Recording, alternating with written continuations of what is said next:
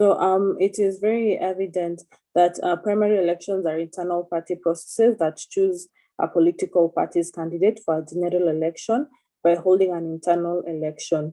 Exactly how this is done depends on the legal framework, internal party rules, and informal practices. So we know it's the internal party elections that choose which candidates are supposed to vie on various tickets and on various positions. And also the primary elections helps the political party select the candidate who is most likely to win a general election by consulting a considerable number of those who are likely to vote for the party's candidates.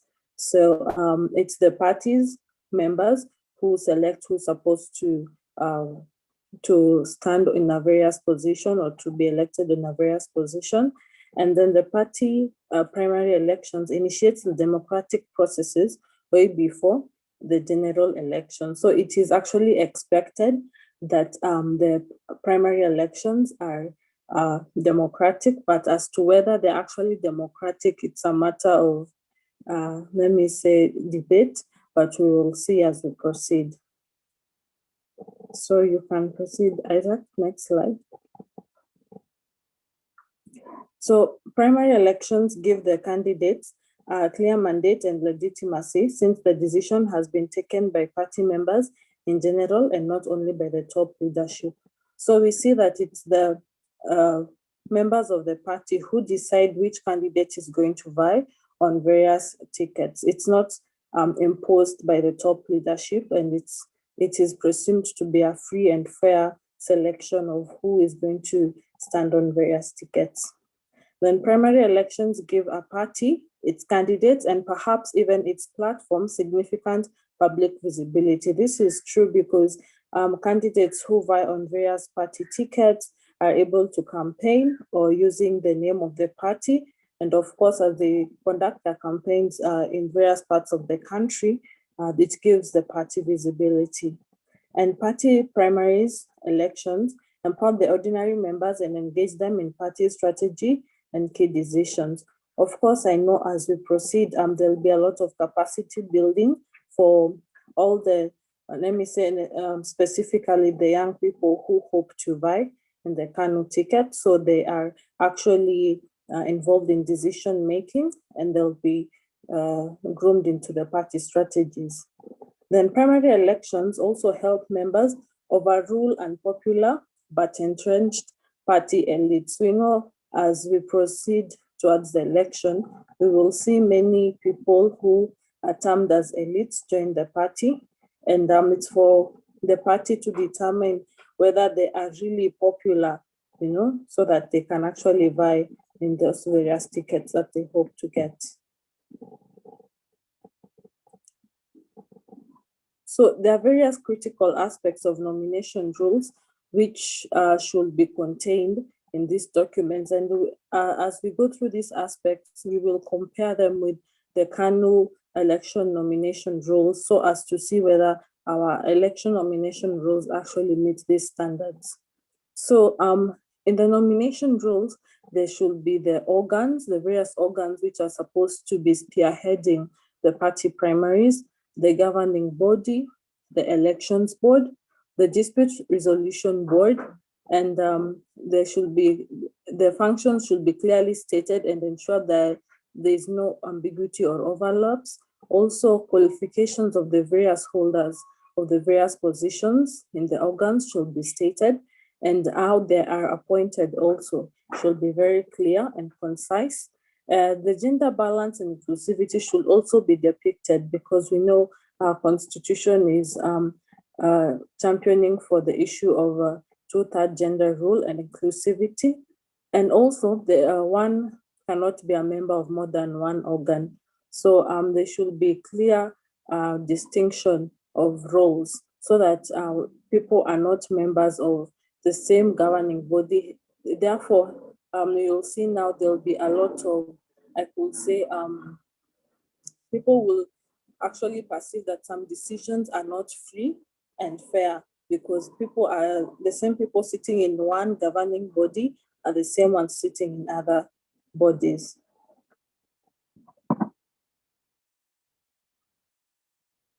So other aspects of the nomination rules include also the party register.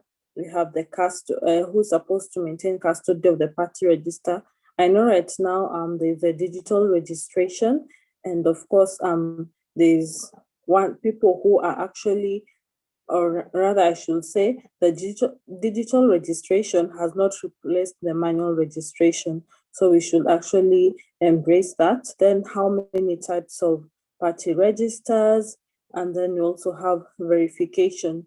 And this is very important because you see towards the elections, especially of party primaries, some people who are not members of the party actually are allowed to vote. That there should be a strict process of verification as to who is eligible to vote. And then there's the registration of members, and then access, who can actually access this party register. And then there's also the process of application for nomination. So the process should stipulate how someone is to apply, the various fees they're supposed to pay, the qualifications for applying, maybe let's say if you want to vie for governor or women's rep or MCA, the various qualifications, the vetting process, and the appeals, because sometimes during these processes, not everyone is satisfied with the decision, and therefore there should be a clear laid procedure on how to appeal in case of a decision that is not satisfactory to the applicant. So as we continue looking at the aspects of nomination rules, we'll see that also the election process itself is a critical component, and we're supposed to actually evaluate like which type of party primaries do we hold in Kanu, and also, as I've talked about, the eligibility of voting. Additionally, the location of polling stations is equally important, and then the security of the ballot. Should every ballot be maybe accompanied or be let me say secured, in which way? Then we have the agents. Who are the agents? The voting hours, counting and declaration of results, and the appeals. Then the issue of how to achieve gender balance and inclusivity while carrying out the nomination process, it's also a very critical issue. Then the fairness of the process, the result slip stock, the nomination certificates. This is an issue, of course, as we were discussing, I think 2 weeks ago. It should be very clear who issues the nomination certificate, so there is so as to avoid disputes that could be avoided. Then we have the authorized signatories, who actually signs these nomination certificates.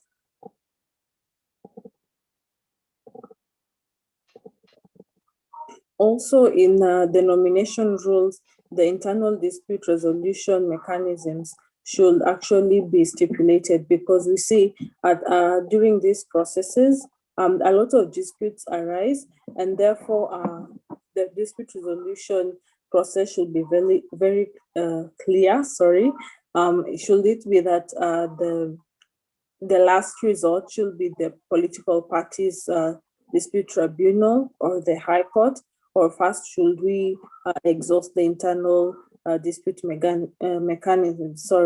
And then also the cost of appealing such decisions should be very clear, because then it will leave room for everyone to be, let me say, lodging their appeals. It should be a very clear process of when actually someone is allowed to appeal. Then the right to appeal to the dispute tribunal or other processes should also be stated, because for every decision, everyone has the right to appeal, who may appeal, the procedure for appeal, obligations on the electoral board to provide records. Then there are the various timelines which will be adhered to, written and reasoned decisions, access to proceedings, then undertaking to honor outcome of the dispute resolution process, and other appeal processes. Then also the nomination rules should provide for whether there should be room for alternative dispute resolution. Now we know our constitution provides for this, that other methods of settling disputes are like mediation, reconciliation, or actually arbitration. So the nomination rules should have a very clear dispute resolution process so that there is no ambiguity. I think we're all aware of the issue of the West Pokot leaders who were having their dispute, and of course, because of the lack of clarity of the process, it brought a lot of uncertainty. So to avoid any uncertainties or any disputes, the dispute resolution processes should be very clear.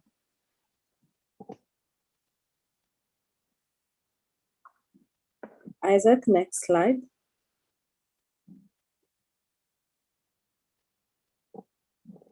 Also, in the issues of nomination rules, the offenses and punishment should be clearly stipulated. We know even in the Elections Act, there are various offenses which are actually laid down that if committed by any contender or any aspirant, they are punishable by law. And there are also various issues to be brought into account when looking at the various offenses and punishment as regards to nomination rules.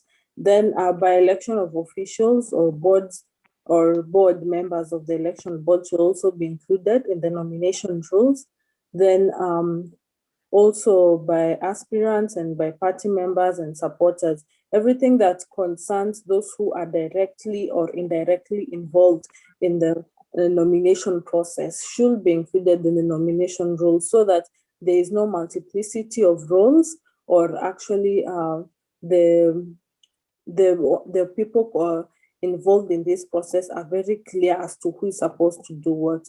Also, the obligation of the aspirants should also be included, because for every right, there's an obligation attached to it. So the aspirants are supposed to abide by the various obligations imposed to them by their political party. Next slide. So now we want to evaluate the Kanu nomination rules in line with what I have said. Do they actually meet the threshold of the nomination rules required? So maybe Isaac, you will share the PDF document on the Kanu nomination rules so that we are able to determine whether our nomination rules actually meet the various thresholds that have been stated. I don't know if there's a comment up to there. Anyone? I'm seeing Chepkoech, you've asked, one can or can't be a member of more than one body. As I have said in the earlier discussion, that for clarity and for let me say, for actually demarcating the clear roles, it is very necessary that one should only be a member of one body, and also biasness can actually now come in when someone is a member of more than one body and they're decision makers in the same bodies. So it is actually advisable that there should be only one member in each body and not in different bodies. Julie, yes? it's because the document was reading can, but you were telling us can't. So it was just that clarity. Oh, sorry. I think it should be can't. Okay. Yeah, sorry about that. I don't know who's raised their hand. Okay, let me just see. Shamim, do you have any comments so far? Shamim? So we are going to look at the organs and the bodies. Isaac is just projecting the Kanu nomination rules. Then you're going to look at the organs and bodies. Shamim, okay. Go ahead. Yeah, so I just wanted to find out what are the bodies, organs that you've been talking about. So yes. Maybe they're going to be projected in the next slides. Yeah, we are going to project the Kanu nomination rules. Then you're going to examine those bodies and organs, and one of them being actually the elections board. It's a very important organ as regards to the party nomination process. Kidi? Can I, Okay, yes. Yes, we Isaac? can welcome some comments and then I'll proceed on to share. Okay. Okay, I was saying, Kidi, do you have any comments? Not at the moment, Council. Yeah, we'll only observe that you're doing a good job. Thank you. Okay, thank you. Fidel? Atiena, I'm fine. I think you've done a good work. Okay, so I think maybe, if there are no comments, I think let's just proceed directly.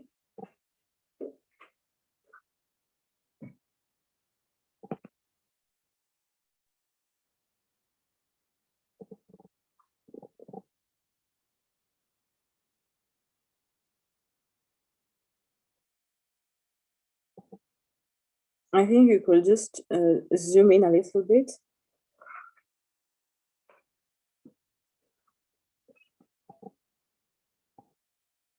They're a little bit, I can't read it from where I am, or I'll use it. Okay, let me try one more time. Or I could use my laptop to just read from.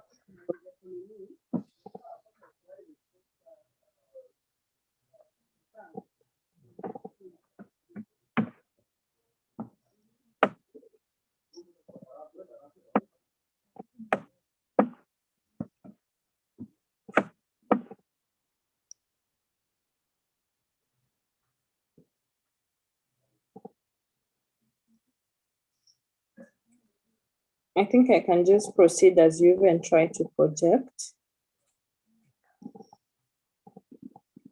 Okay. Okay, that's fine. Okay. So we can proceed. We see there the various table of contents. Then let's just go directly to part one. So of course, there's a preamble. A preamble is very important in every document, and it actually just talks about the purpose of the document and why actually the document has been constituted as the in the manner in which it has been.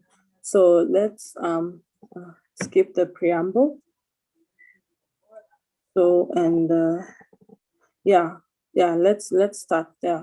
The objective, purpose, and vision of the Kanu National Elections Board. So there exists a Kanu Elections Board whose vision is to achieve an unprecedented democratic, transparent, and people-driven nomination process in all corners of the Republic of Kenya, where Kanu men and women, the young, the old, the marginalized, and the minority will exercise their inalienable right to choose their leaders on equal terms based on free and fair and credible elections. So we're seeing the objective of the and vision of the board actually is to ensure that the Kanu nomination process is free and fair and actually credible, and everyone should be able to participate in the same, and that process is transparent as possible. So one of the boards that I was actually talking about is the election board. And you're seeing the election board is a standing committee of the party, which is constituted in accordance to Article 28 of the Constitution, and it should comprise of not more than 5 members, of whom at least 2 should be of either gender. So we know that the party has been in the process of revising its constitution, and therefore even some of the functions of the election board as stipulated here are bound to change in the revised new constitution. So we will actually look at that also. Then let's just examine the functions that are actually stipulated here. The first one is The elections board is to plan, organize, direct, and coordinate the Kanu election strategies and conduct party elections. So of course, their core mandate lies in ensuring that the party primaries actually do take place. You see, so and for various positions such as the presidential, governor, senator, parliamentary, women rep, and the MCAs. You know, so and these elections are supposed to take place in accordance to the party's nomination rules. So that's the core mandate of the election board. Then the other mandate is to perform free, fair, and credible party elections and nominations. Now, it has been in the past said that, of course, sometimes the party primaries which are being conducted are not free and fair. So we should actually strive to meet this threshold. Then the other function is to receive, verify, and vet, to receive, verify, vet, and register Kanu candidates for national elections and by-elections by submitting the list to the IBC. Now, we know many people will express their interest to vie under Kanu ticket. So it is the duty of the elections board to actually verify and vet these people and go to register them and forward their names to the IBC. Then the one, I think this should not actually be listed under the functions, but rather under the qualifications of the members of the election board, because number 7 says the members of the election board shall not be eligible to contest for elective party positions or for nomination as candidates in any general or by-election. This actually say the purpose of this provision is to bring in the issue of conflicts of interest. You cannot be sitting in the board and also actually vie for an elective position in the party. Then the National Election Board shall delegate duties to the branch election panel in respect to nominating candidates for governor, senator, National Assembly, women rep, and the MCS. So we are saying there's the issue of the branch election panel, and I think in the previous discussion, we are saying that this post has been replaced by a new post in the Kanu Constitution. So actually that is to be examined. Then the branch election panel is to comprise of 3 party members, of which 1 member shall be appointed returning officer by the election board. So the election panel has to have 3 members, and one of these members, as per the election rules, are to be appointed as the returning officer in that specific county. And we know for Kanu, if I'm not wrong, the branches are at the county level. So in each county, there should be a returning officer who is a member of the branch election panel. Isaac, you can scroll down. So part 2, as you can see, talks about the party elections themselves. So we are going to see how these elections are to be carried out. So all national officials of the party shall be elected subject to Article 5 of the party constitution. Now, it is very important to give the party the party officials the legitimacy to hold the office because they have been chosen by the party members. Then all branch officials of the party are to be elected subject to Article 15 of the party. So additionally, all the branch officials should be elected, and they should actually be from the various counties that they come from. Then members of the working committees of the sub-branch and ward levels shall be elected by delegates. So we know there is the delegates conference, and now the members of the various working committees should be elected by the delegates subject to Article 16 and 17. I know these articles are subject to change according to the new constitution. Members of the number 14, the KYC officials at all levels shall be elected subject to Article 18. Now, this is a very important provision, which shows that also the Kanu youth officials should actually be elected by at all levels, at the branch level and also at the national level by the youth members of the party. The same applies to KWC, which is Kanu Women Congress, and it says the officials at all levels also to be elected, subject to Article 19, and subject to Article 19 of the party. So vacancies arising in any elective position in the party shall be filled subject to the relevant provisions of the party constitution. And then 17, all members seeking to contest for any party post shall pay a fee to be determined by the National Elections Board in consultation with the national chairperson. So we are seeing that for all the the various national officials posts and even in the KWC and KYC, an election actually should be held to determine who holds these positions. And also we see there's a prescribed fee which is supposed to be paid because number 17 clearly states all members seeking to contest for any party posts shall pay a fee to be determined by the board in consultation with the national chairperson. So I think the prescribed fees actually to be stated in these rules and also in the constitution. You can thank you for scrolling down. And just before I continue, I'm seeing there is a question by Oliver. He says, good morning to everyone, I'm Oliver. I humbly request CMD in conjunction with Kanu Party to send us the IBC calendar of events from mass votes registering to inauguration of new president. Thank you. Is it possible to have a countrywide civic education of the same?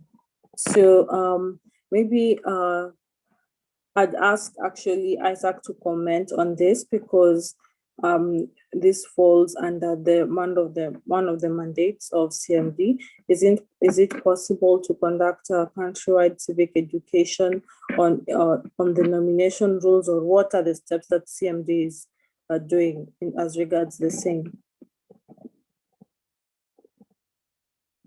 Isaac? We can proceed. I'll comment on that. I've noted it down. Once we are towards the end of the meeting, I'll give a response to that question. No problem. Thank you. So there are the various qualifications for nominations for people who want to vie in various positions. And the first one is the presidential position. So 18 says a person qualifies for nomination for Kanu presidential candidate if the person complies with Chapter 6 of the Kenyan Constitution 2010, complies with the requirements of Chapter 9, Article 37 Article 137 of the Kenyan Constitution, complies with the Elections Act 2011 and Political Parties Act 2011, has a certificate of Kanu Gold membership, and such non-refundable fee of 1 million in cash or banker's check or other pre-approved mode of payment as may be determined by the National Elections Board and in consultation with the national chairperson. So I think some of these provisions are very vague. I think, in my opinion, they should be listed down, the various qualifications. For example, when we say complies with Article 137, that should be listed out so that it is very clear what these provisions are and they're not ambiguous. Then we go to the issue of the governor. A person qualifies for nomination for Kanu governor if the person complies with the requirements of Chapter 6, complies with the requirements of Chapter 11, Article 180, complies with the Elections Act, has a certificate of Kanu Gold membership, such, just scroll down, Isaac.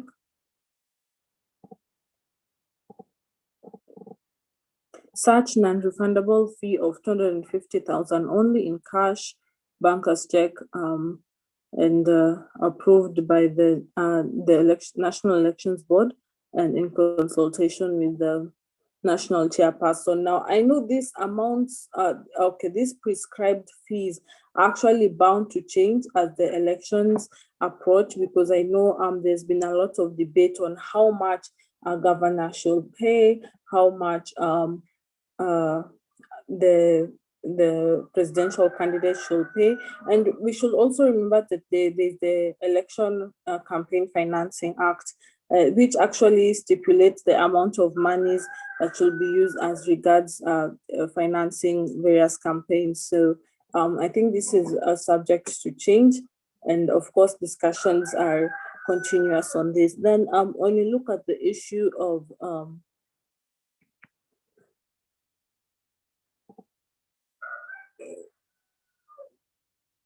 when we look at the issue of senator, a person qualifies for nomination for Kanu senator if the person complies with Chapter 6, complies with the requirements of Chapter 8, complies with the Elections Act, as a certificate of Kanu Gold membership.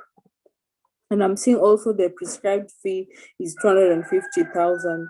So I think as we look at now the issue of presidential, governor, and senator, there should be a very clear, let me say, set of rules that guide the qualifications, so that you see during the party primaries, some people actually locked out on various technicalities which are not stipulated in the qualifications. And as regards this issue of qualifications, maybe I'd like to engage Maureen Wanyonyi. Maureen? Are you there, Maureen?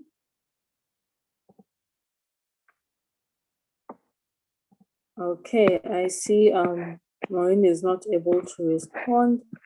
Maybe I'll engage Ruth Bolo. Ruth, are you there?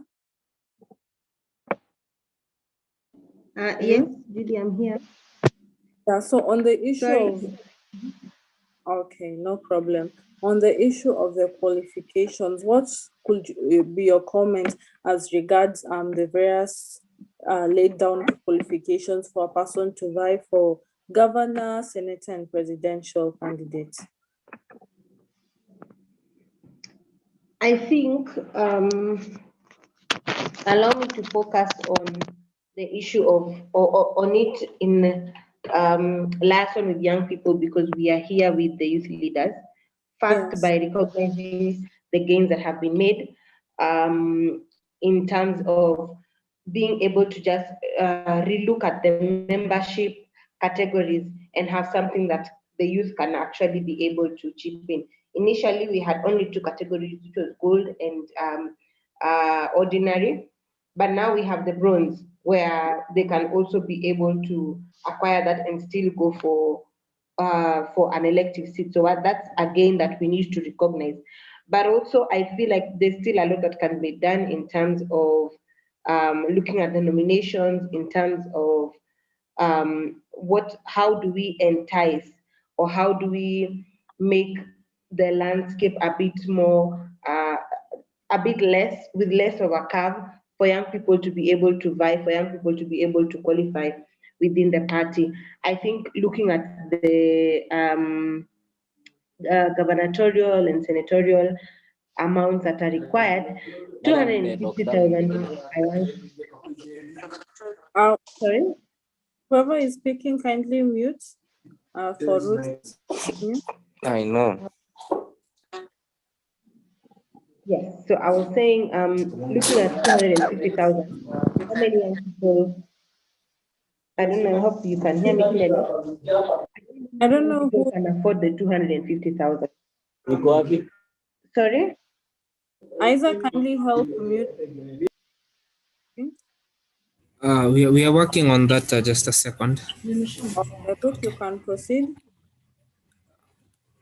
Okay, Sorry. so I was saying the 250,000 might be quite costly for a lot of young people. And remember, we are still required by IEBC to have a certain percentage of special interest groups, which include young people in our list of aspirants. So we need to relook at how else can we make the nomination rules a bit more friendly to young people, especially in matters of cost. And I hope that that can be reviewed. I think for me that is it. Everything else is in order, because we also don't want to have candidates who cannot compete against the other candidates. So I think everything else for me pretty much seems okay, other than maybe the costing implication is what we need to have. And in as much as we're asking young people to pay that, then maybe we need to look at how do we help them to finance, how do we train them in matters of campaign financing. Yes, I hope I've been able to answer your question, Julie. Yes, thank you. And maybe another issue that I saw usually comes up upon maybe someone being elected is the issue of the let me say education credentials. I think of course they are stipulated in the Constitution, but I think also that should be very clear in the nomination rules so that there is no ambiguity. I'm saying, Chepkoech, yeah, you could go ahead.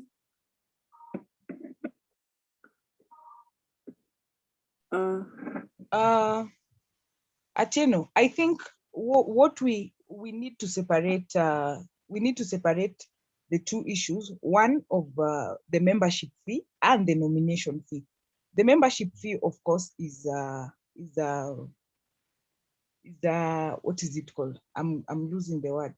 It's set, you know, and with membership fee, you can pay over time. You understand? So if you want to be, for example, a silver member, which is 20,000 shillings, you have the grace period to pay it maybe within 2 months, within a year, up until 2022. But when it comes to the nomination fee, it is, the membership fee is fixed. But the nomination fee, what I have seen happening even previously in 2017 and in other political parties, is that we negotiate, you know, so the party will sit to say, if the nomination fee for the senatorial seat is 250,000, how many young people can afford 250,000? So normally I've seen there's a waiver for young people and the women. So the conversation now should begin within the various levels, whether it is KYC or KWC, to see how we can negotiate with the party to make sure that our members are given a fee that they are able to afford, but as well as being able to compete with the rest without it being watered down to, if you guys could not afford the nomination fee, how do you think you're going to run this campaign? So I think that conversation needs to begin. Yes, thank you so much, Chepkoech, for that, because then even as those negotiations happen, then I think maybe the waiver should actually be included in law so that there's a clear process of even how to waiver, because such ambiguities are the reasons for disputes which could be avoided. So even as the various let me say organs such as the KYC and the KWC agree what waivers should be set, those waivers should be included in the nomination rules. So we could proceed, Isaac. We could scroll down. Sorry, Atina, can I just add just one last thing? Okay. That I've picked up from what Chep has said, or rather that has reminded me of something. Looking at the requirements, we are not, our members are not exactly safe from the last minute candidates. There is no rule or requirement of how long you should have been in the party, or how or if there's any, because looking at other political parties, they have certain enticements that make people participate in a political party in the run-up to the elections. But looking at this, we might have someone from a different political party, say for example, if they are locked out in their nominations, then the next thing they appear the certificate. We saw what happened to Elizabeth Ongoro in the case of TJ Kajwang. The next minute, everyone saw Elizabeth Ongoro with a certificate from ANC, not minding whoever had the certificate before. So how do we stop that from happening to our own members? And we know very well that most of the casualties will be young people. If someone, if say for example, I want to vie for governor in Homa Bay, and Kidero comes last minute, he's not been given the ODM ticket, there's a higher chance that he will be given the ticket compared to me, who had previously managed the party primaries and gotten it. So maybe we need to also look at how do we put in measures that protect our members, and especially the young people, from such practices. Yeah.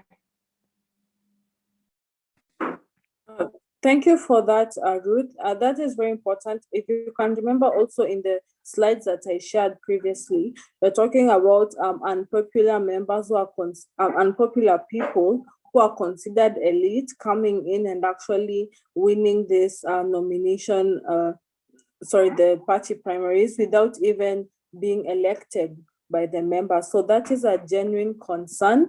And I think, of course, then it needs to be included in the nomination rules, the safeguards for those who have been duly elected as the candidates for the various positions. Thank you for that contribution.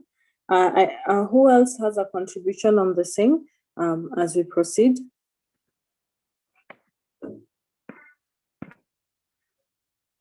Okay, Maureen. Maureen, you can go ahead. Maureen. Thank you, Julie. And hi, everyone. So my contribution would be that there was a time when you needed to have been a member of a political party for a certain period of time for you to be considered even in the nomination process. So I don't know if that is in law or that it was removed at some point, because I remember, I think in the 2017 elections, it was supposed to be enacted into law, but the members of parliament made sure that it is not law at that time, that it will be enacted in the next election. So I don't know if it's in law or not. It would be interesting to know, because then you would have to be at least a member of a political party for 1 year for you to even be able to vie with that political party.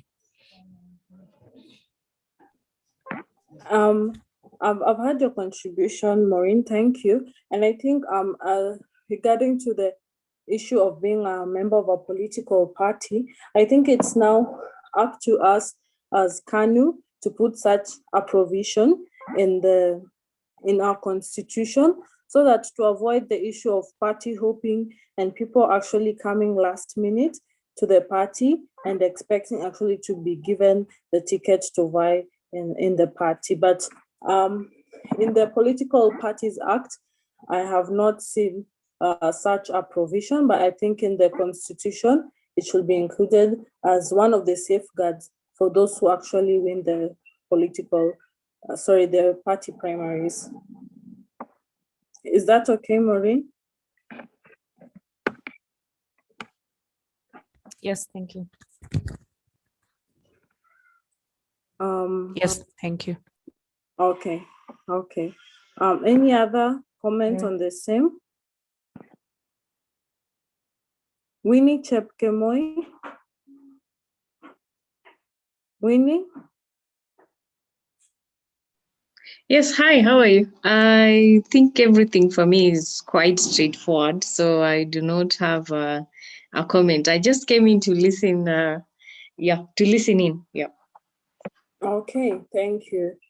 So the members of National Assembly, the qualification process or the qualifications required are just the same or almost similar, but the only difference is in the amount that is required to actually be paid, which is 100,000. So I think that is maybe, in my opinion, quite fair as compared to the senators. Then women rep, of course, chapter 6, they should comply with requirements of Article 99 under chapter 8, gold membership. Then we're seeing the fee that they're given is 15,000, which I think, in my opinion, should also, such a provision should also be given to the youth, because also the youth are people who are supposed to be included in these processes and given, let me say, good waivers so that they can be able to take part in the nomination process. Then Isaac can scroll to the MCAs.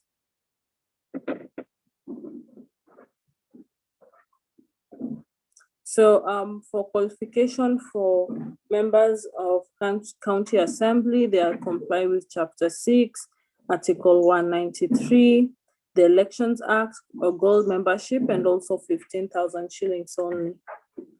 So I think that's a pretty fair fair provision. So initiation of a party nomination.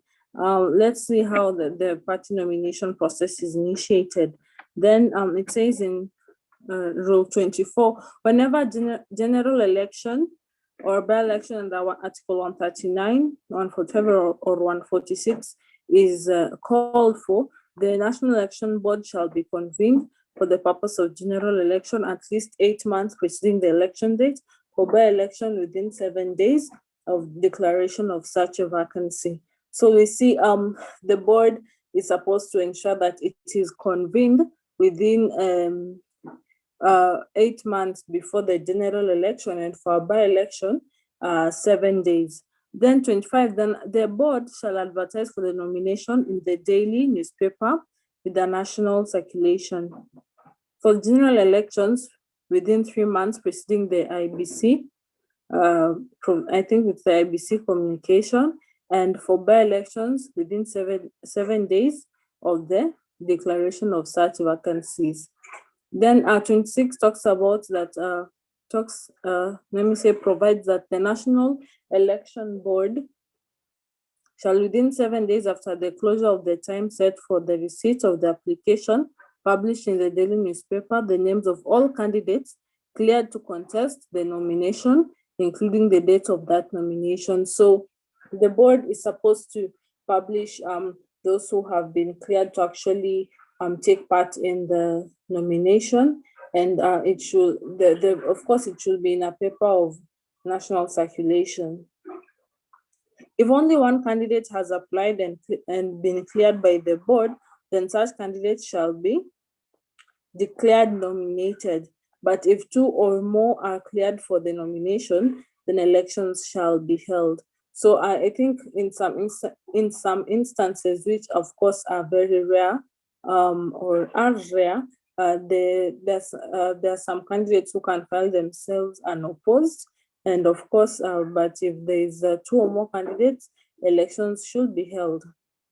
So the nomination of Kanu presidential candidates shall be by the Presidential Nomination Council, comprising Kanu members entitled to attend a national delegates conference, and shall be chaired by the chairman of Kanu Election Board, who shall declare the results of the nomination.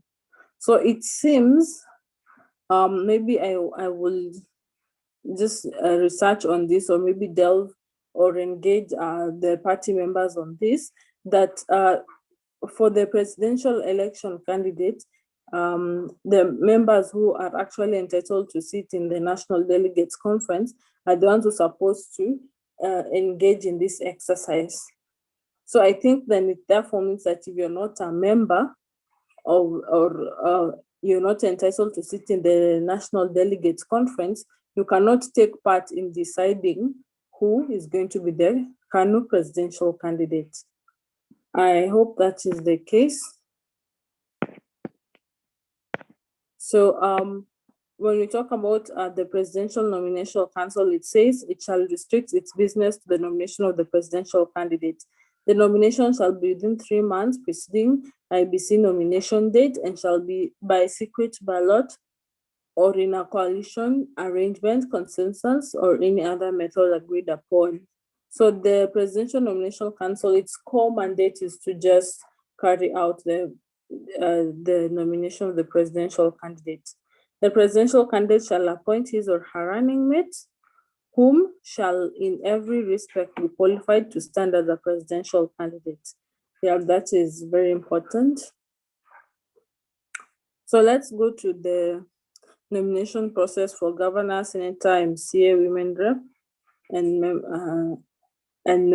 member of county assembly. Sorry, yeah, I've said member of county assembly and the member of the parliament, National Assembly. Sorry. 31 says that whenever a general election or a by-election under the Constitution is called, the election board shall be convened for the purpose of the general election at least 8 months, and for by-elections within 7 days of the declaration of such vacancy. That one I think is very similar as to the case of in the presidential election. So of course, as similar to the presidential election, they're supposed to first of all, advertise for the nomination in the daily newspaper. Maybe I will just want to ask if this actually does take place. Teddy? Teddy, are you there? Okay, Oscar? Oscar?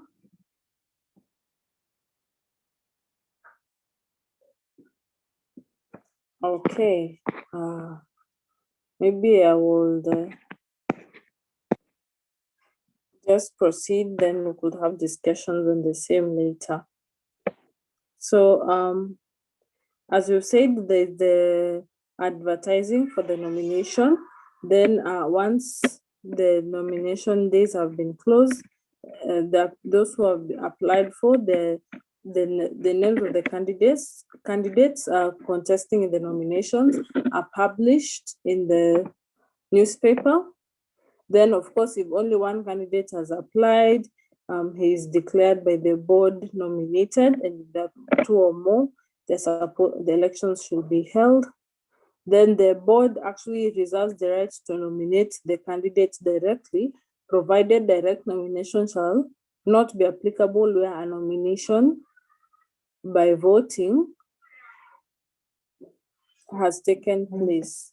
So I think this is a very contentious provision that the council preserves the right to nominate the candidates directly, provided that the nomination shall not be applicable where a nomination by voting has taken place. So I think maybe where voting has taken place, they cannot nominate a candidate directly.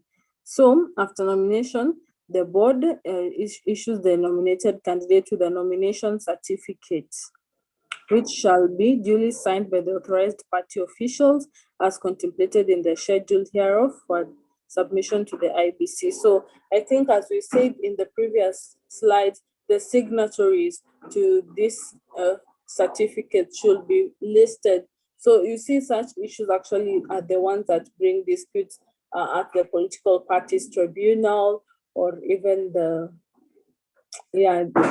internal disputes which could be avoided. So the signatories should actually be listed. Then we can look at the party nomination lists. 38 pursuant to the provision of the Constitution and national laws of Kenya, the chairperson shall, at its sole discretion, provide the party nomination list, which shall be made in the manner provided for in Article 25 of the party constitution. Now, I'm looking at this provision and I'm trying to think, what is the mischief that was sought to be remedied in this situation? Because when we say it's at the discretion of the chairperson to provide the party nomination list or not, what was the mischief to be solved? I don't know, maybe if any of us can give a comment on that provision. Should as we were talking in the earlier slides and saying that the party nomination should be very clear, how comes then the party nomination list are to be provided only on discretion? Anyone with a comment on that? Maureen? Sorry, Julie, please repeat your question again.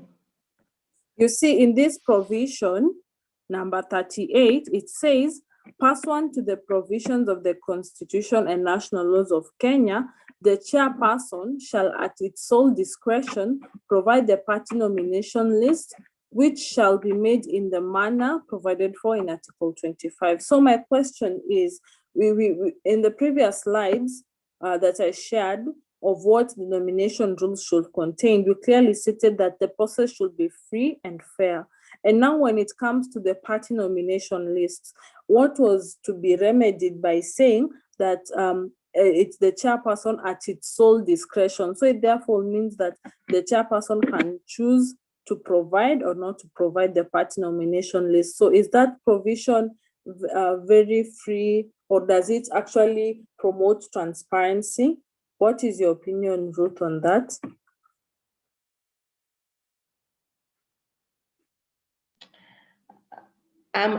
Allow me to hear other people's opinions as I'm just putting together my thoughts on the same. Yeah, because I know the issue of party nomination lists are one of the issues that bring a lot of disputes. So if the party nomination list is not provided, then there is actually room for alterations, so that the list that is presented to IBC and the original list can actually be very different in form and substance. So I think this provision maybe should be just tweaked a bit to ensure that transparency is promoted. I don't know what is the feeling of the other participants. Atieno, Yes? I don't know whether now you as a member, as a committee member, as a member of the legal committee, maybe Yes. give a that should be now changed maybe to NEC, because I think it's an issue of like the highest organ in the party is the NEC, right? So given that we have more members in the NEC than just entrusting it with one person, so maybe the suggestion could come that the list now ends up at the NEC. Yes, yes. Sorry, I've lost you. No, I'm saying to cure what you're saying as transparent reasons, it is safer it is better when it is more people in a committee, which is a NEC, other than it ending up at the chairperson's desk. I don't know, my opinion. Okay. Yes, Ruth? I think I feel like at the end of the day, politics is all about interests. And regardless of whatever organ it is that makes or puts together that document, they are definitely going to all want to have their interests well taken care of. They are all definitely going to want to have people in that list that can push their agenda, can be available to do certain things when called upon, etc., etc., etc. And I will give an example with our very own senator. For her to be given that, it's because there was confidence that, we need someone who will be available when we need her most. We need someone who will be able to represent us well. And sometimes the only way to be sure of that is to put in someone that you are sure of, someone you can actually put all your money, bank all your money on. The process might not be transparent. It might not be the best way to go, but it's in matters, if we look at it in the political reality, it might just be the only way. So my suggestion would be maybe have the NEC relook, or maybe have the counties send in their proposals, then have NEC relook at the proposals and then give their final suggestion to the chairman, who will then give his input and make his input final. But as opposed to just saying that, let the NEC be the one to sit down and decide and then that's it, I'm not very sure about how practical that suggestion is. Those are my thoughts. Atieno, before we go on, I have a question. I think I'm either mixing issues or we are not together. When we're talking about the party nomination list, there are two lists here. There is the party list where the candidates the candidates who are going to bear the party flag in the various seats. And then there's the nomination list, which is to be nominated members to the various assemblies. But so we need to separate those issues. When Ruth is talking about having loyal party members being nominated, are we talking about the party list after the primaries, or are we talking about the nomination list? So we need to separate those issues for my better understanding, because I'm getting mixed up. Because if it's about the primaries, we all know who was vying where, so there's no point of it being in in secret. But if it is about the nomination list, then that's a whole other conversation. Okay, thank you for that. And I think because it is very clear right now, and under this rule 38, you're talking about the party nomination lists. So I think when you're talking about, when we are talking about the party nomination list, it's actually the list that actually are to be presented to IBC, if I'm not wrong. Of the list of candidates. Okay, yes, Ruth? Actually, we are talking about the list to be nominated to be presented to IBC, the list of candidates. Yes. That is okay. Yes. Angela, would you have anything to comment on the same? Angela?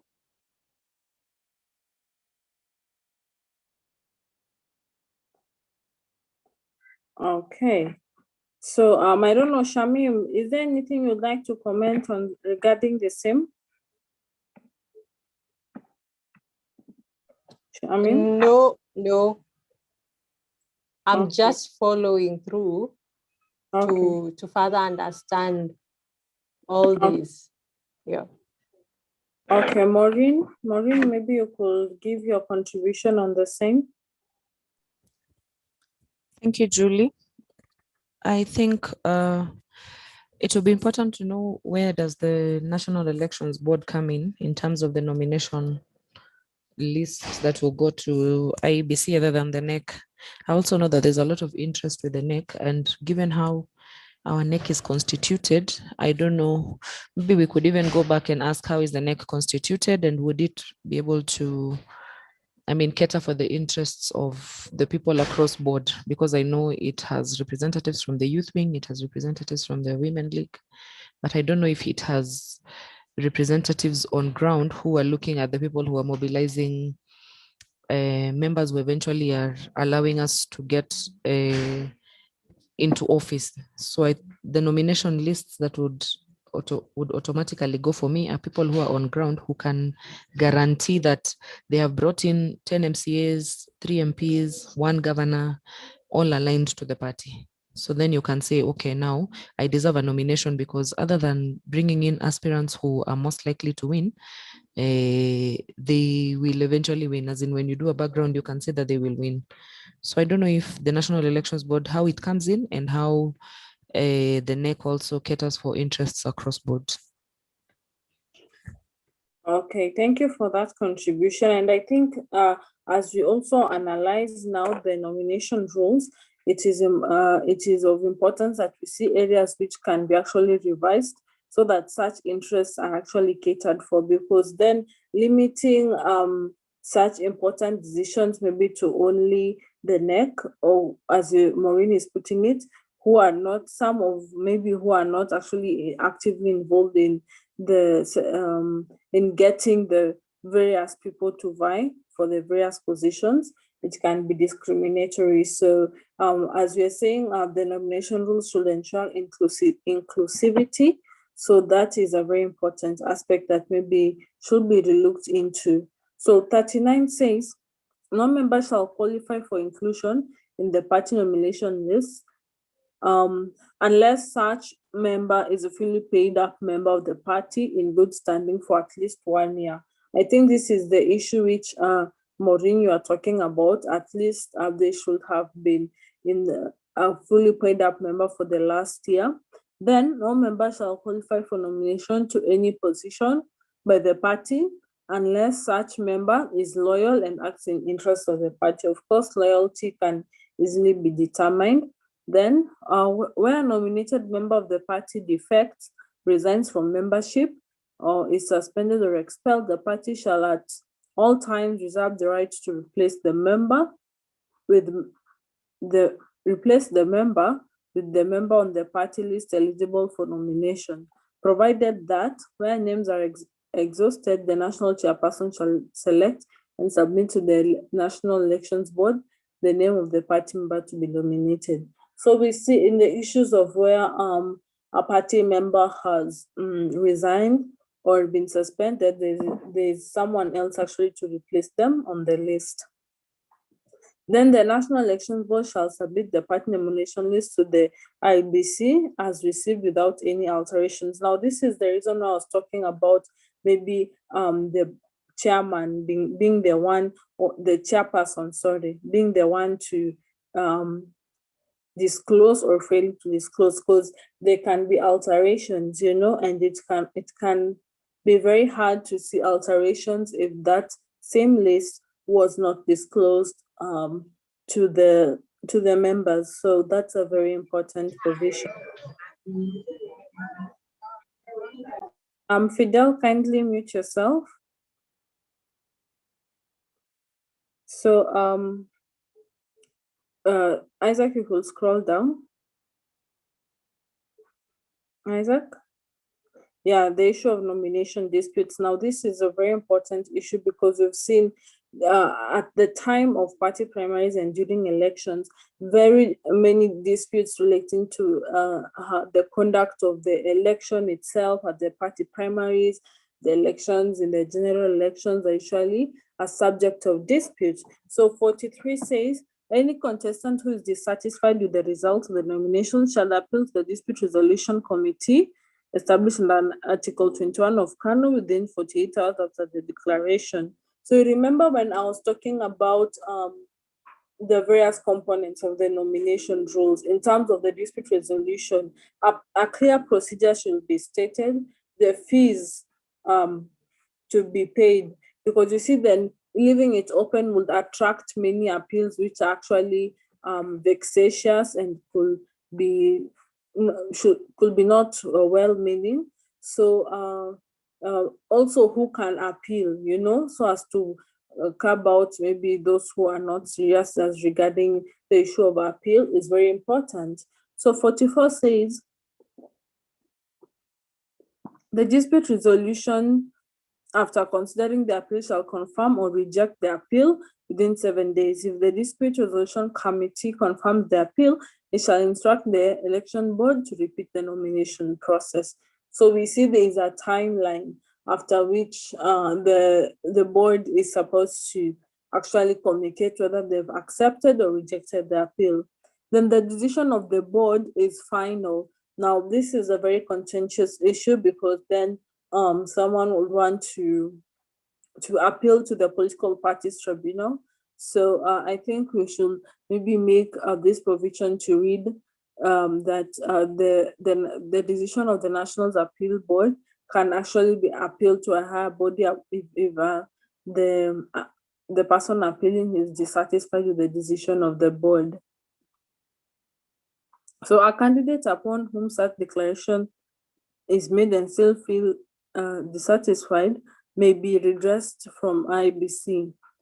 An appeal to the tribunal shall be in writing, accompanied with the filing fee of 2,500 in the case of an MCA and women rep candidate, and 15,000 in the case of governor, senator, and MP. So of course, we see the various stipulated fees for appeal. We could scroll up, down. So the basis of appeals is in Rule 48. So for which reasons can you actually appeal? We are seeing maybe the nomination assembly was not really constituted.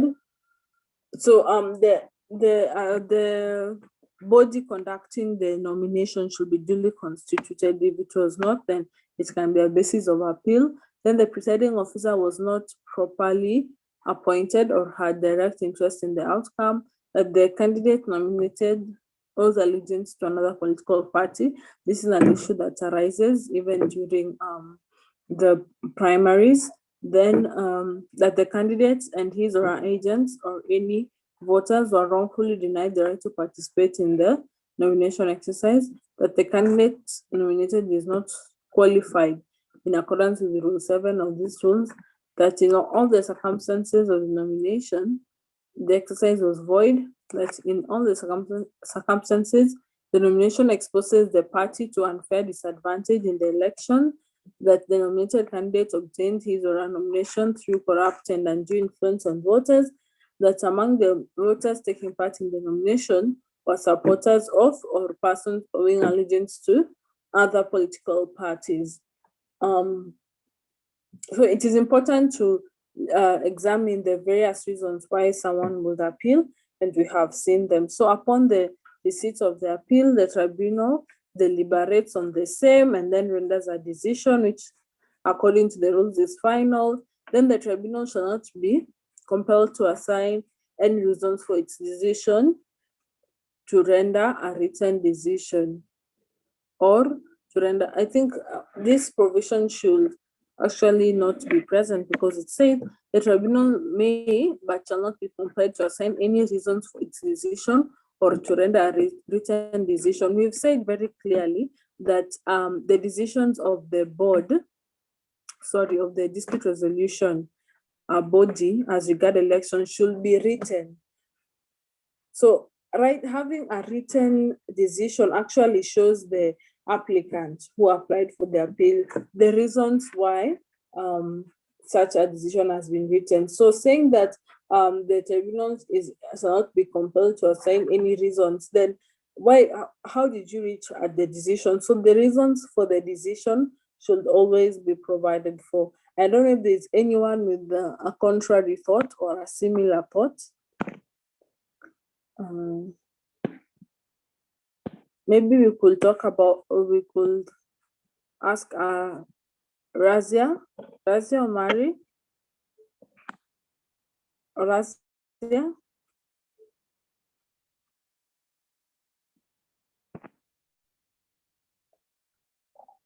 Okay, so we could just proceed with the discussion. So the tribunal shall be guided by the following principles in reaching its decision: the fair play and justice, the need for the party to nominate a candidate most able to win the seat, expeditious processing of the party nominations, unity and cohesion against party members, then the political philosophy and constitution. So those are the guiding principles for the decisions of the tribunal. Then the decisions of the tribunal shall be communicated to the appellant expeditiously, and the certificate of determination be filed at the party headquarters. In considering an appeal, the tribunal may at its sole discretion interview witnesses, examine documents, and take other steps as it may deem fit. So these are the general rules: that no member of the election board or nomination panel shall be a party official or candidate. Yes, that is very important, as I've said, to avoid conflicts of interest arising. Then ballot boxes and other nomination materials shall be kept in safe custody of the branch nomination panels. A Kanu member shall be registered in the Kanu sub-branch or branch registers before voting.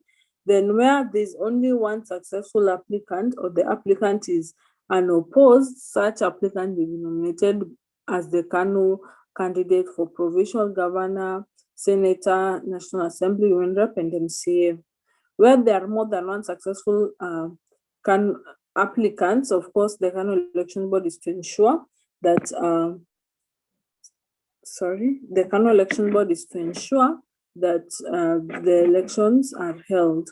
Then branch nomination panels, where necessary, will make security and transport arrangements. All polling stations will be open at 7 and 4 p.m. If you look at one of the issues that I feel has not been dealt with the nomination rules is the location of these polling stations. So maybe I'll examine the schedules to actually confirm this, but the location of the panels has not, the location of the polling centers has not been clearly stipulated in the rules.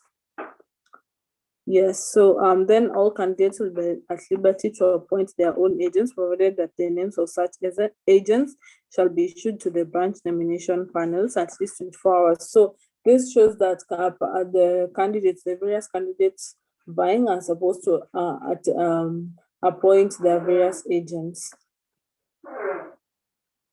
Isaac, you could scroll down, or we are done. Yeah, so then the votes are to be counted in the polling stations, and the presiding officer shall announce the results, which shall be signed by all agents. Then the candidate with the largest stroke most number of votes shall be declared the winner. The compilation of the results shall be done within 24 hours of close of counting at the various polling stations. And then the branch nomination panel shall submit the results directly to the National Elections Board within 48 hours of the nominations. Then upon completion of the nomination for presidential, governor, or all those other positions, the board is to furnish the national chairperson with the results. So the chairperson is to be notified with the results. The board shall publish an inventory of the names of all validly nominated candidates. The board will make such orders and give such directions and arrangements as it may deem fit for carrying out the nominations. Yes. You may scroll down, Isaac.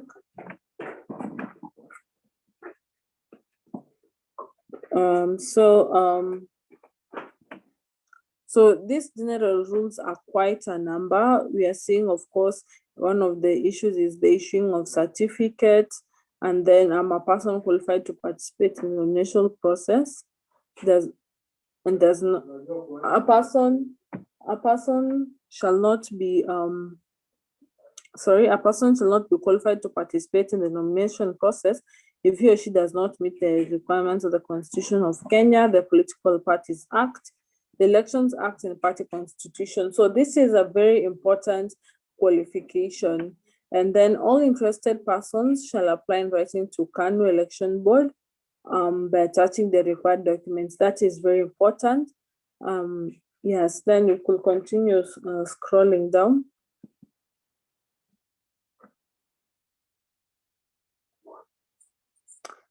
Yeah, then we are saying voting is to be by secret ballot. Then any paid up candidate shall have the right to offer himself for nomination. Then the list compiled, and published shall be open for inspection at all offices. Then the party shall compile a list of names. Yes, after people have shown their interest, a list of names should be compiled by the party. Yes, we could scroll down.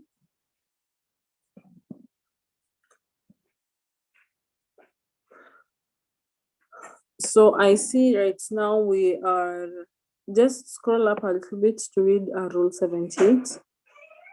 Yeah, the party national chairperson may issue orders for the better carrying into the effect of these rules, and without prejudice to the generality of the foregoing, and make provisions for the designated polling centers, which I've talked about, the procedure for appeals, the scale of allowances for nomination officials and delegates, and specifying anything to be specified under these rules. So voting is to be done by secret ballot, and any candidate who on party elections day or nominated day, either by himself or himself, permits or condones any acts of violence, is liable for disqualification. Now, these are the various offenses. Then if any person receives in a polling center or fails to obey the lawful instructions or orders, the presiding officer may, or fails to obey the orders of the presiding officers, he may be immediately removed by order of the presiding officer, and a person so removed shall not re-enter the polling center during the continuance of the poll. The presiding officer may order the removal of a person or dispersal of any person gathering. So these are just the general rules that guide the whole process, of how, even as regards to the conduct during the nomination process, they refrain from the acts of violence or acts that actually do not promote peace. And then 84, there shall be no campaigning or intimidation, in the vicinity of the polling center. Then on party elections day or nomination day, candidates duly declared by the Director of Elections shall be present themselves or by the agents before the respective presiding officers with the party compliance certificate. So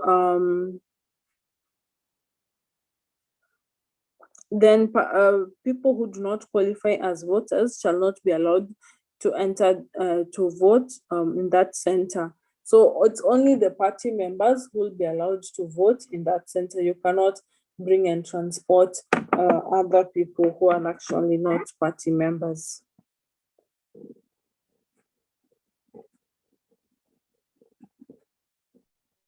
So when we look at Rule 87, it's talking about the commencement of voting.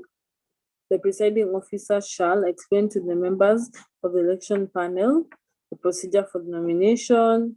Any voter who arrives that nomination has commenced and may participate in the nominations not yet commenced.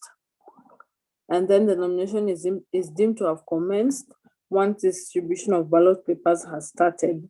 So the ballot papers being distributed, that one we look at it as nomination having commenced.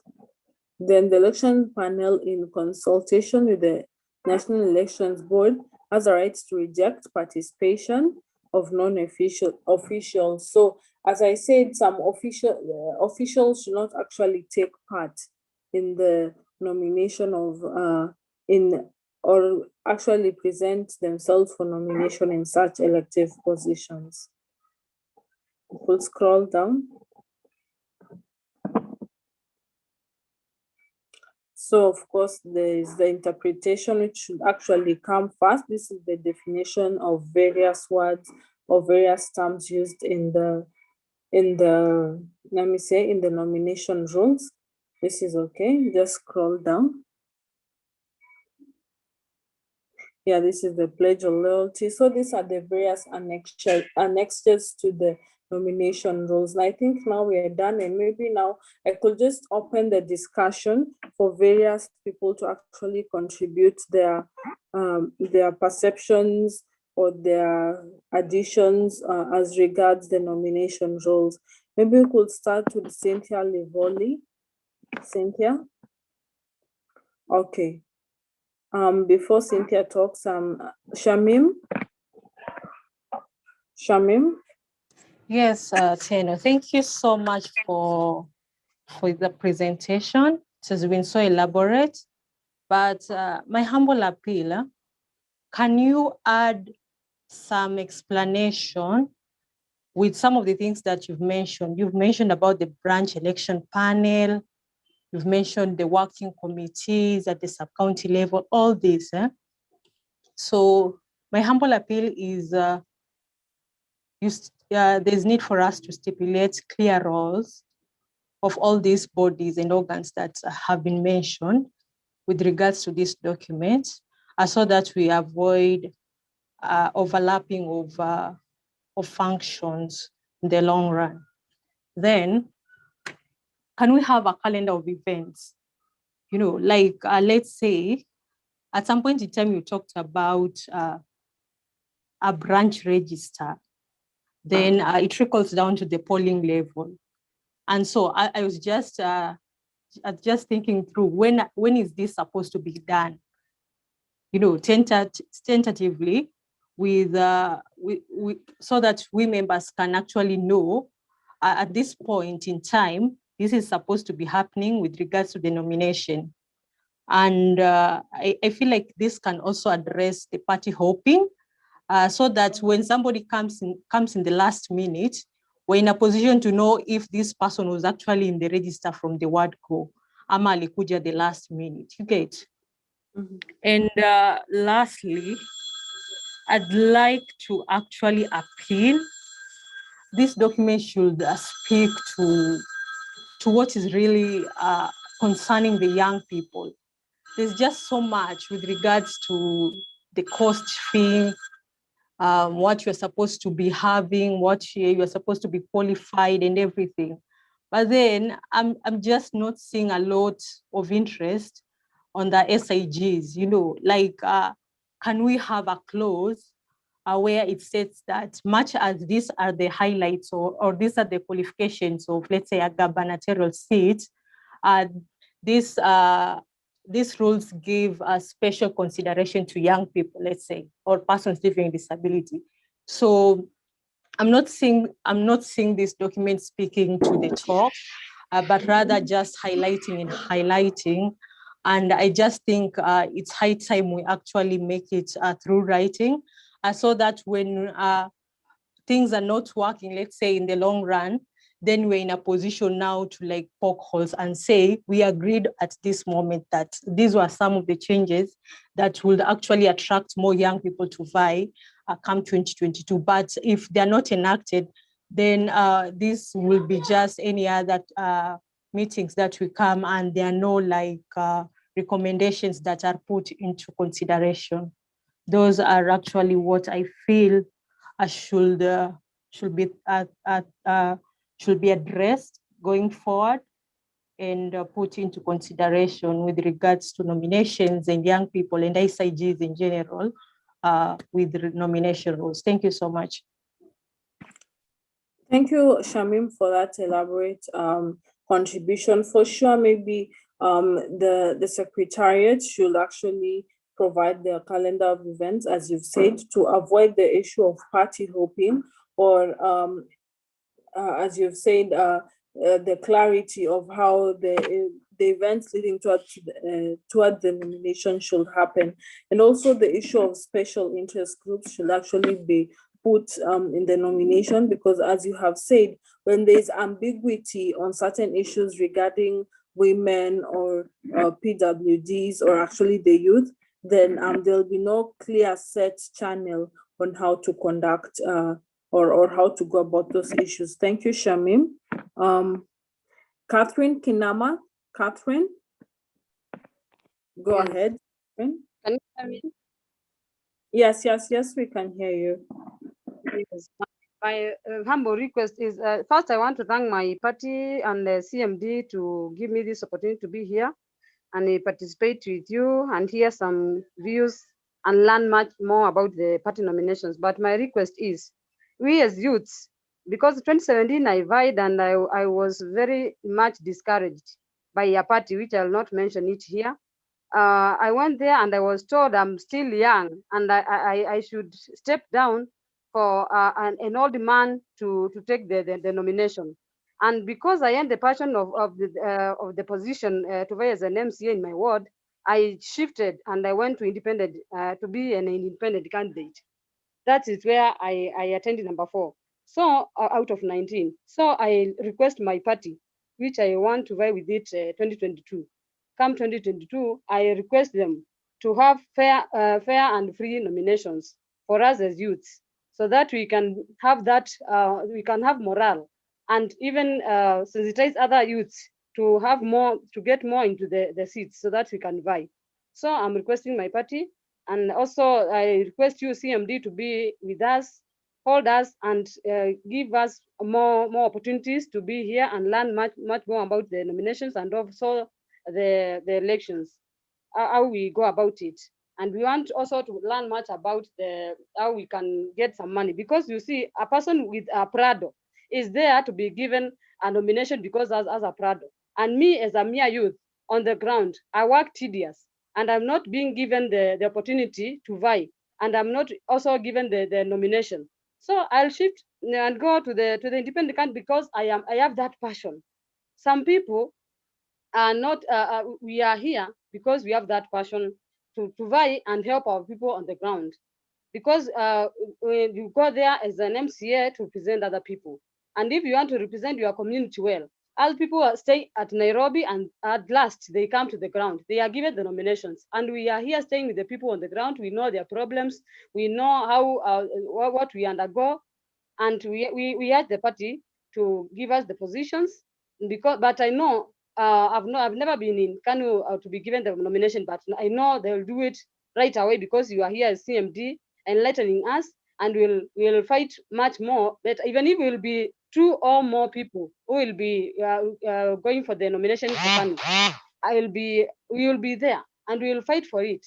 As young people, I urge the young people who are here for us to take that charge in our community and be strong and come out. Don't say that old man is the one who is going to vie or the one to win because he or she has money. Money on the ground can't play even. You have to play your role in the community. People will see you with or without money. They will see, oh, this girl or this boy is a leader. Some people are born leaders. Not many people are born leaders, not just the imposed ones. So I urge my party to do much the free and fair elections for the nominations, so that we can have as many youths as possible on the board. Thank you. Thank you so much, Catherine. And of course, your contribution is very valid as regards this nomination process. So I'm sure, as Shamim has rightly put it, the youth should be duly considered, and the process of transparency and the free and fair nomination process should be ensured. So I don't know if there's any other comment before I give Maureen to give the vote of thanks. Then I hand it over to Isaac. Is there any other comment? Listening to Shamim and Catherine, I realized, and it is a reality. Well, sure. Sorry, it's a reality with most political parties that the youth and the women suffer, especially during the party primaries period, something known as negotiated democracy.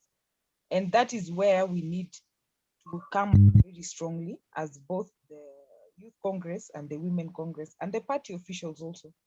If we truly know that a young person is strong somewhere, why is it that they are being asked to step down for X person? So what kills us more is, especially the young people and the women, is negotiated democracy. So as Catherine is saying, let us come out strongly in our areas to push for the agendas, to be there for the people, so that when the party primaries come, it is hard for whoever wants to push you out on basis of nobody knows you or something like that. So let's protect our spaces also. Yes, and that is very important.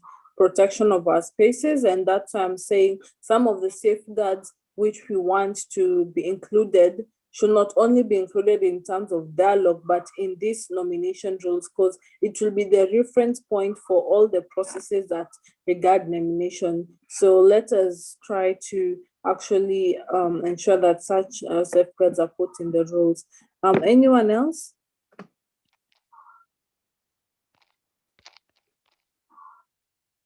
Okay, Maureen, I'll hand it over to you. Thank you everyone for the interactive session. And of course, we will continue engaging more to be able to have documents that actually reflect the views and thoughts of the members. Thank you. Maureen? Maureen? Thank you, Julie. I have not been following for about 5 minutes now, so I will listen in some more. I was just asking you, Maureen, to just give the closing remarks, then I'll hand over to Isaac. All right, thank you so much, Julie. I think discussions like this are important because they say that without information like this, you would think you know, and then eventually they throw in a spanner in the works. So let's keep learning what the law says and how we can implement it so that we benefit from the work and the effort we put in making the party a better party for all of us. Thank you. Okay, thank you, Maureen. Isaac, back to you. Thank you for the discussion, and it has been helpful to all of us. Isaac. Thank you so much, Julie, for the wonderful work that you have done today, taking the members of Kanu through the party nomination and election rules. And it is our hope and belief here at CMD Kenya that this conversation is very timely, more than 1 year towards the next general election. At least heading to the general election, the young people will be in a better position to engage the party from a point of information.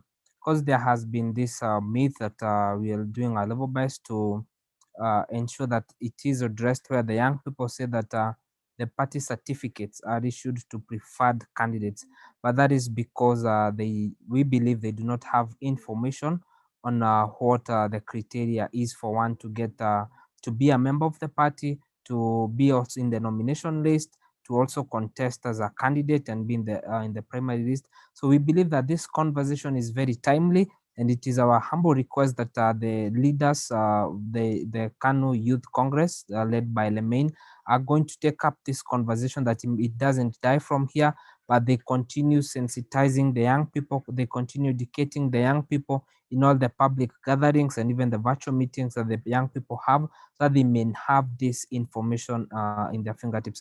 I want to respond to some of the few remarks that are raised by Oliver on the chat. Oliver, let me say that once the IBC calendar of events, is out, or once we have any information that is in regards to political parties released by the IBC, we do communicate to our party members.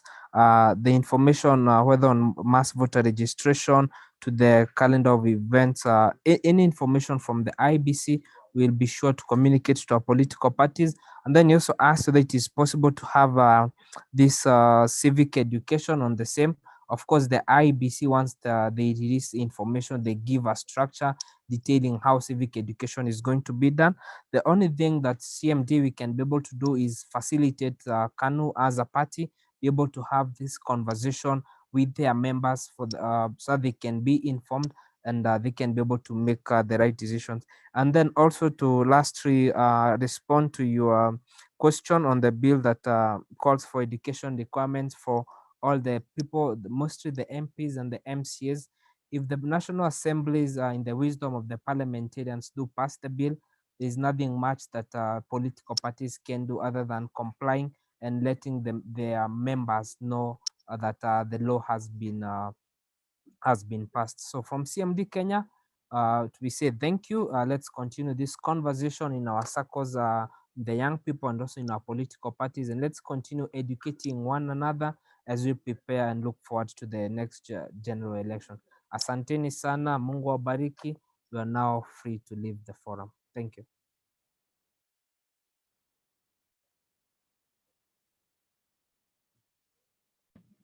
Thank you, Isaac. Asante Bolo.